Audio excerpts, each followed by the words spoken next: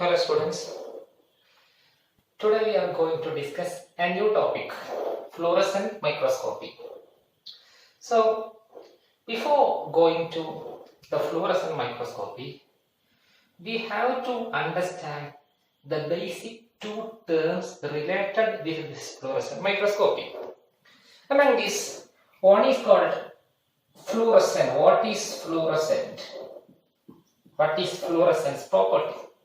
And second one is called what is phosphorescence. Okay. അപ്പോൾ fluorescence property എന്ന് പറഞ്ഞാൽ എന്താണെന്നും അതുപോലെ തന്നെ ഫോസ്ഫോറൻസ് പ്രോപ്പർട്ടി എന്ന് പറഞ്ഞാൽ എന്താണെന്നും നമുക്ക് മനസ്സിലാക്കണം.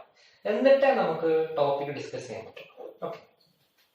കാരണം ഫ്ലൂറസെന്റ് മൈക്രോസ്കോപ്പി വർക്ക് ചെയ്യുന്നത് അതൊരു ഒപ്റ്റിക്കൽ മൈക്രോസ്കോപ്പ് ആണ്. അത് വർക്ക് ചെയ്യുന്നത് ഫ്ലൂറസെന്റ് പ്രോപ്പർട്ടിയും ഫോസ്ഫോറസൻസ് പ്രോപ്പർട്ടിയും വെച്ചാണ് വർക്ക് ചെയ്യുന്നത്. അതുകൊണ്ട് അത് ആദ്യം പഠിക്കണം. ഓക്കെ. അപ്പോ ഫ്ലൂറസെൻസ് പറഞ്ഞാൽ ഫ്ലൂറസെൻസ് ഫോസ്ഫോറസൻസ് രണ്ടും ഓരോരോ ഒബ്ജക്റ്റിന്റെ പ്രോപ്പർട്ടി എന്താ നോക്കാം. ഫ്ലൂറസെൻസ് പറഞ്ഞാൽ ഒരു ഒബ്ജക്റ്റിലേക്ക് ലൈറ്റോ അല്ലെങ്കിൽ എന്തെങ്കിലും ഇലക്ട്രോമാഗ്നറ്റിക് റേഡിയേഷനോ കൊടുത്തു കഴിഞ്ഞാൽ അവരത് അബ്സോർബ് ചെയ്യും. ഒരു കോമ്പൗണ്ടിലേക്ക് ഒരു ഒബ്ജക്റ്റിലേക്ക് ലൈറ്റ് അല്ലെങ്കിൽ ഇലക്ട്രോമാഗ്നറ്റിക് റേഡിയേഷൻ കൊടുത്താൽ ആ ഒബ്ജക്റ്റ് ആ ലൈറ്റിനെയും അല്ലെങ്കിൽ ഇലക്ട്രോമാഗ്നറ്റിക് റേഡിയേഷനെ അബ്സോർബ് ചെയ്യും. ആരെ അബ്സോർബ് ചെയ്യാ? ആ ഒബ്ജക്റ്റ്. അബ്സോർബ് ചെയ്യുമ്പോൾ ആ ഒബ്ജക്റ്റ് നമുക്കറിയാം, ലോകത്തിലെ എല്ലാ വസ്തുക്കളും ഉണ്ടാക്കിയത് ആറ്റം കൊണ്ടാണ്. അപ്പോൾ അബ്സോർബ് ചെയ്യുമ്പോൾ ആ ഒബ്ജക്റ്റിലെ ആറ്റം ആ ലൈറ്റിനെയോ അല്ലെങ്കിൽ ഇലക്ട്രോമാഗ്നറ്റിക് റേഡിയേഷനെയോ അബ്സോർബ് ചെയ്യുമ്പോൾ അതിലെ ആറ്റം എക്സൈറ്റഡ് ആവും. എക്സൈറ്റഡ് ആയ ആറ്റംസ് എന്ത് ചെയ്യും? അവർ തിരിച്ച് ആ ലൈറ്റിനെയും ഇലക്ട്രോമാഗ്നറ്റിനെയും അബ്സോർബ് ചെയ്തതിനു ശേഷം തിരിച്ച് അവർ എന്ത് ചെയ്യും? ലൈറ്റ് ആയിട്ട് എമിറ്റ് ചെയ്യും. തിരിച്ച് അവർ ഫ്ലൂറസെന്റ് പ്രോപ്പർട്ടി കാണിക്കും, അഥവാ ലുമിനസെൻസ്, അല്ലെങ്കിൽ അവർ തിളങ്ങും. ലൈറ്റ് തിരിച്ച് എമിറ്റ് ചെയ്യും, റീ എമിറ്റ് ചെയ്യും ലൈറ്റ്. അങ്ങനെ റീ എമിറ്റ് ചെയ്യുന്ന പ്രോപ്പർട്ടിക്കാണ് എന്ത് വിളിക്കുക? ഫ്ലൂറസെന്റ് പ്രോപ്പർട്ടി എന്ന് വിളിക്കുക. ഓക്കെ. ചുറ്റി പറഞ്ഞാൽ ഒരു കോമ്പൗണ്ടിലേക്ക് ലൈറ്റോ ഇലക്ട്രോമാഗ്നറ്റിക് റേഡിയേഷനോ കൊടുത്തു കഴിഞ്ഞാൽ ആ കോമ്പൗണ്ട് ആ ലൈറ്റിനെയും ഇലക്ട്രോമാഗ്നറ്റിക് റേഡിയേഷനെയും അബ്സോർബ് ചെയ്തിട്ട് എന്ത് ചെയ്യും? ലൈറ്റ് ആയിട്ട് റീഎമിറ്റ് ചെയ്യും, ലൈറ്റിന്റെ രൂപത്തിൽ റീഎമിറ്റ് ചെയ്യും. അവർ അബ്സോർബ് ചെയ്യുന്ന ലൈറ്റോ ഇലക്ട്രോമാഗ്നറ്റിക് റേഡിയേഷനോ അല്ല അവർ തിരിച്ച് റീഎമിറ്റ് ചെയ്യുന്നത്. ഓക്കെ, അത് വേറെ കാര്യം. ആ പ്രോപ്പർട്ടിക്കാണ് ഫ്ലൂറസെൻസ് എന്ന് പറയുന്നത്. എന്നാൽ ഫോസ്ഫോറസെൻസ് എന്ന് പറഞ്ഞാലും ഫ്ലൂറസെന്റ് തന്നെയാണ്. പക്ഷെ വ്യത്യാസം എന്താ വെച്ചാല് ഫ്ലൂറസെൻസില് ലൈറ്റോ ഇലക്ട്രോമാഗ്നറ്റിക് റേഡിയേഷനോ കൊടുത്താൽ അത് അബ്സോർബ് ചെയ്തിട്ട് റീഎമിറ്റ് ചെയ്യും. ആ ലൈറ്റ് ആയിട്ടല്ല, വേറെ ലൈറ്റാണ് റീഎമിറ്റ് ചെയ്യുക. പക്ഷെ ആ റീഎമിഷൻ അഥവാ ഫ്ലൂറസെന്റ് പ്രോപ്പർട്ടി നിൽക്കും എപ്പോ? ലൈറ്റ് കൊടുക്കൽ നിർത്തിയാൽ. പക്ഷെ ഫ്ലൂറസെൻസിലാണെങ്കിൽ ലൈറ്റോ ഇലക്ട്രോമാഗ്നറ്റിക് റേഡിയേഷനോ കൊടുത്താൽ അവരും ആ ലൈറ്റിനെയും ഇലക്ട്രോമാഗ്നറ്റിക് റേഡിയേഷനെയും അബ്സോർബ് ചെയ്തതിനു ശേഷം അവരെന്ത് ചെയ്യും? അതിലെ ആറ്റംസ് എക്സൈറ്റഡ് ആവും. എക്സൈറ്റഡ് ആയ പുതിയൊരു ലൈറ്റിനെ എമിറ്റ് ചെയ്യും, ഫ്ലൂറസെൻസ് പോലെ. പക്ഷേ ഫോസ്ഫറസിന്റെ പ്രത്യേകത, നമ്മൾ പുറത്തുനിന്ന് കൊടുത്ത ലൈറ്റ് നിർത്തിക്കഴിഞ്ഞാലും കുറച്ച് നേരത്തേക്ക് ആ റീഎമിഷൻ നിലനിൽക്കും. പക്ഷെ ഫ്ലൂറസെൻസിലാണ് നിലനിൽക്കുക. അതാണ് നമ്മുടെ വ്യത്യാസം. ഓക്കെ.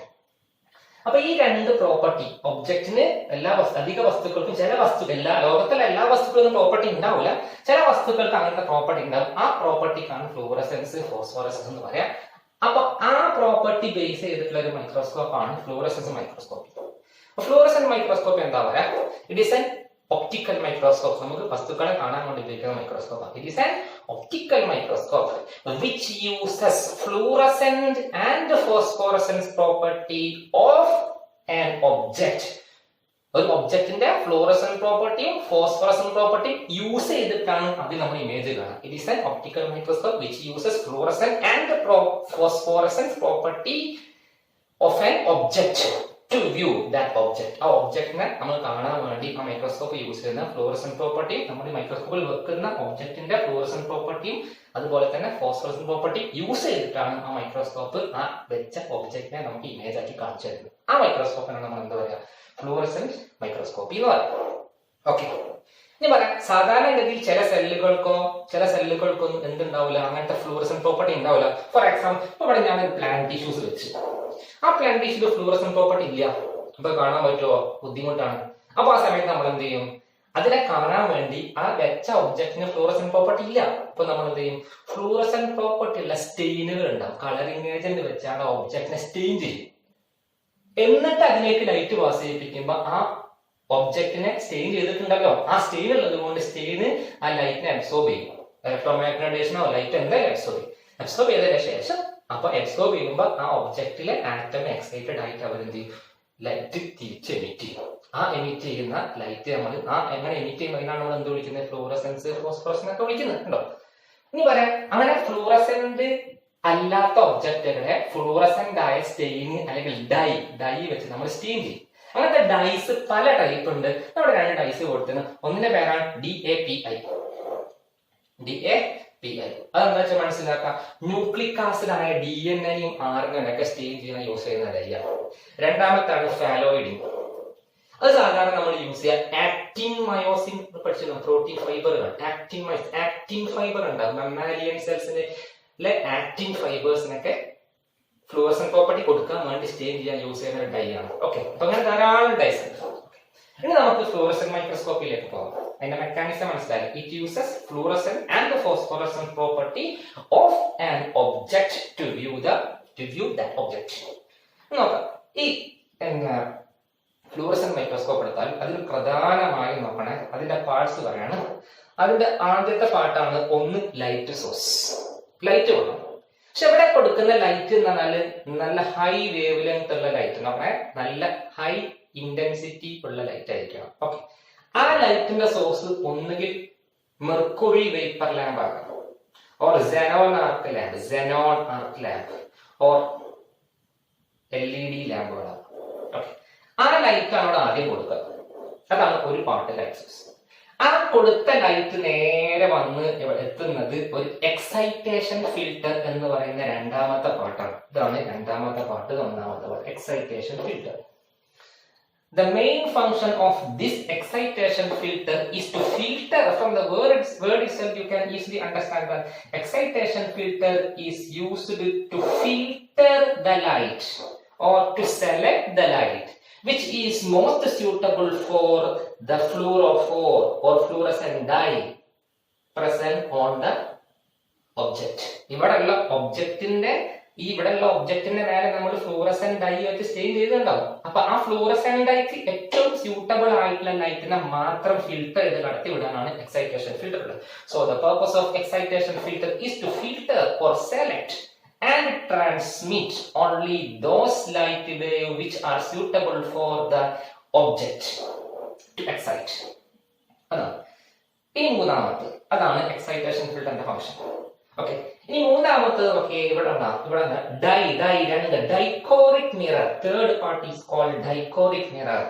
ഡൈക്കോറിക് മിററിന്റെ ഫംഗ്ഷൻ നോക്കുന്നത്, ഡൈക്കോറിക് മിറർ അതിന് 2 പർപ്പസ് ഉണ്ട്. ഒന്ന്, എക്സൈറ്റേഷൻ ഫിൽട്ടർ പെർമിറ്റ് ചെയ്ത ലൈറ്റിനെ ഇതിൽ സ്ട്രൈക്ക് ചെയ്യിപ്പിച്ച് നേരെ ഒബ്ജക്റ്റീവ് ലെൻസിലേക്ക് ഡയറക്റ്റ് ചെയ്യിപ്പിക്കാം. ഓക്കെ, സെക്കൻഡ് വൺ, ഇനി ഈ ഒബ്ജക്റ്റീവ് ലെൻസിലൂടെ കടന്നു പോയ ഈ ലൈറ്റ് ഒബ്ജക്റ്റിന്റെ മേലെ സ്ട്രൈക്ക് ചെയ്യുമ്പോൾ ഒബ്ജക്റ്റിന്റെ മേലുള്ള ഫ്ലൂറസെന്റ് പ്രോപ്പർട്ടി കാണിക്കുന്ന റീജൻസ്, ആ റീജൻസ് ഈ ലൈറ്റിനെ അബ്സോർബ് ചെയ്യുമ്പോൾ ആ റീജിയനിലുള്ള ആറ്റം എക്സൈറ്റഡ് ആവും. എക്സൈറ്റ് ആയ ആറ്റം പുതിയൊരു ലൈറ്റിനെ റിയെമിറ്റ് ചെയ്യിപ്പിക്കും.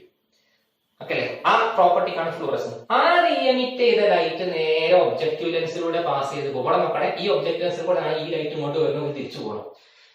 പാസ് ചെയ്ത് പോയാൽ ആ ലൈറ്റിന് നേരെ കടത്തി വിടുന്നതും ഈ ഡൈക്കോറിക് മിറർ. അപ്പൊ ഡൈക്കോറിക് മിറർ 2 ഫംഗ്ഷൻ ഉണ്ട്. അത് എമിഷൻ ഫിൽറ്ററിലൂടെ പാസ് ചെയ്ത് പോകുന്ന ഇലുമിനേറ്റിംഗ് ലൈറ്റിനെ ഇങ്ങോട്ടേക്ക് ഒബ്ജക്റ്റീവ് ലെൻസിലേക്ക് ഡയറക്റ്റ് ചെയ്യുന്നു. പിന്നെ ഫ്ലൂറസെന്റ് പ്രോപ്പർട്ടി കാണിച്ച ആ ലൈറ്റിനെ നേരെ ഓക്കുലാർ ലെൻസിലേക്കും ഡയറക്റ്റ് ചെയ്യുന്ന ഫംഗ്ഷൻ ആണ് ഡൈക്കോറിക് മിറർ. ഓക്കെ, അപ്പൊ അതാണ് മൂന്നാമത്തെ part. 4, objective lens. We know that the function of objective lens is to direct the light towards the object or specimen. But here this objective lens has 2 functions. One is to direct the light which is going to illuminate the object. Object ne melekku strike cheyan pona light direct cheyam. And second one, those light, the fluorescent light, it direct the fluorescent light towards the dichloric mirror. Dichloric mirror direct ചെയ്യുന്നത് ഇതാ. 2 function ഉണ്ട് ഇവിടെ. Okay, അപ്പൊ അത് 3, 4 objective lens. അഞ്ചാമത്തെ specimen. We know specimen it may be either fluorescent or non fluorescent. Non fluorescent ആണെങ്കിൽ നമ്മൾ എന്ത് ചെയ്യും, സ്റ്റെയിൻ ചെയ്യും ഫ്ലൂറസെന്റ് ഡൈ വെച്ച്. ഉദാഹരണങ്ങളൊക്കെ എക്സാമ്പിൾ ഉണ്ട്. അതാണ് ഇനി അടുത്തതാണ് എമിഷൻ ഫിൽട്ടർ. ആറാമത്തെ പാർട്ടാണ് എമിഷൻ ഫിൽട്ടർ. എമിഷൻ ഫിൽട്ടറിന്റെ ഫംഗ്ഷൻ എന്താ വെച്ചാൽ മനസ്സിലാക്കാം. എമിഷൻ ഫിൽട്ടർ ഇവിടെ ഫിൽട്ടർ ചെയ്യും. Emission filter filter those light which are those fluorescent light. It filter the fluorescent light. It permit the fluorescent light to pass through it and direct towards ocular lens. Ocular lens ലേക്ക് കടത്തിവിടും. എന്നാൽ എന്തിനെ കടത്തിവിടൂല? Fluorescent അല്ലാത്ത ഒരു ലൈറ്റിനെയും കടത്തിവിടൂല. ഇനി ഫ്ലൂറസെന്റിൽ തന്നെ wave length വളരെ കുറവുള്ള light ഉണ്ടെങ്കിൽ ആ കുറവുള്ള ലൈറ്റിനെ വൈറ്റ് വെച്ചിട്ട് നമുക്ക് ഇമേജ് കാണാൻ പറ്റില്ല. അതുകൊണ്ട് ഫ്ലൂറസെന്റ് ലൈറ്റിലെ വീക്കസ്റ്റ് ആയ ലൈറ്റിനെയും അത് ബ്ലോക്ക് ചെയ്യും, നോൺ ഫ്ലൂറസെന്റ് ആയ ലൈറ്റിനെയും ബ്ലോക്ക് ചെയ്യും. ഫ്ലൂറസെന്റിൽ ഏറ്റവും സ്ട്രോങ് ആയിട്ടുള്ള വേവ് ലെങ്ത് കൂടുതലുള്ള ലൈറ്റിനെ മാത്രമേ അത് കടത്തിയുള്ളൂ. നേരെ ocular lens. Ocular lens is the seventh part, which is usually similar to all kind of microscope. Then this signal is transformed into detector to view that object. ഇതാണ് ഇതിന്റെ concept. Okay, this is the broad concept of phase contrast microscopy. So in the phase contrast microscopy, we are using fluorescent and the phosphorescent property of the object to view that object. That is simple. And we can also trace some specific radioactive compound within a non-state biological compound. ചില biological കോമ്പൗണ്ടിന്റെ അകത്ത് എന്തുണ്ടാവും? Radio active ആയിട്ടുള്ള ചില biological കോമ്പൗണ്ടിന്റെ അകത്തൊക്കെ നമുക്ക് എന്തുണ്ടാവും?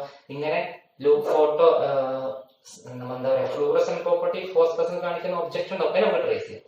ചില കേസിൽ ചില മെറ്റബോളിക് പാത്തിൽ നമ്മൾ എന്തെങ്കിലും കോമൺ, ഫോർ എക്സാമ്പിൾ അയഡിന്റെ ഫംഗ്ഷൻ ഒരു സെല്ലിൽ എവിടെയെന്ന് അറിയണം, ഒരു എനിമൽ സെല്ലിൽ അയഡിന്റെ ഫംഗ്ഷൻ എവിടെയെന്ന് അറിയണം, അല്ലെങ്കിൽ കാർബണിന്റെ ഫംഗ്ഷൻ ഒരു പ്ലാന്റ് സെല്ലിൽ എവിടെയൊക്കെയെന്ന് അറിയണം. അപ്പൊ നമുക്ക് എന്ത് ചെയ്യാം? ഇങ്ങനെ ഫ്ലൂറസെന്റ് പ്രോപ്പർട്ടി കാണിക്കുന്ന കാർബൺ ഡിസൈൻ ചെയ്തിട്ട് അത് പ്ലാന്റിൽ കൊടുത്താൽ മതി. അത് എവിടെയൊക്കെ അക്യുമുലേറ്റ് ചെയ്ത് നമുക്ക് മനസ്സിലാക്കാം. ഇങ്ങനെ ഇപ്പൊ റൂട്ടിൽ അക്യുമുലേറ്റ് ചെയ്ത് അങ്ങനെ മനസ്സിലാക്കാം. പ്ലാന്റിന് ഫ്ലൂറസെന്റ് പ്രോപ്പർട്ടി കാണിക്കുന്ന കാർബൺ കൊടുക്കുക പ്ലാന്റിന് എക്സ്റ്റേണൽ ആയിട്ട്. ഇപ്പൊ പ്ലാന്റിന് ആ കാർബൺ ഇങ്ങനെ പോയിട്ട് റൂട്ടിൽ ഡെപ്പോസിറ്റ് ചെയ്ത് അത് നമുക്ക് മനസ്സിലാവണം. നമ്മൾ എന്ത് ചെയ്താൽ മതി? ആ റൂട്ടിന്റെ സെക്ഷൻ എടുത്ത് നോക്കുക.